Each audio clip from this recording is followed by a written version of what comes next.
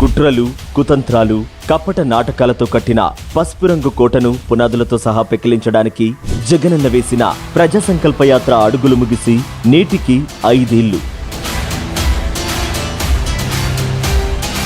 ఒక్కడిగా మొదలై కోట్ల మంది మనసులు గెలిచి జగనన్నను జననేతగా నిలిపిన ప్రజా ప్రస్థానం ప్రతి కుటుంబంలో జగనన్నని భాగం చేసిన జ్ఞాపకాలకు సజీవ సాక్ష్యం.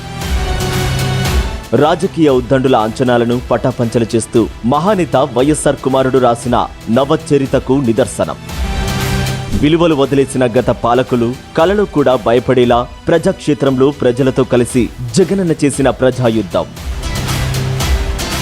అధికారంలోకి వచ్చాక ప్రజాక్షేత్రంలో ఇచ్చిన ప్రతి మాటను నిలబెట్టుకుని జనం మనసులు గెలిచిన మహాయజ్ఞం. ముఖ్యమంత్రిగా ప్రమాణ స్వీకారం చేసిన నాటి నుంచి జగనన్న అనే పదం సంక్షేమానికి పర్యాయ పదం.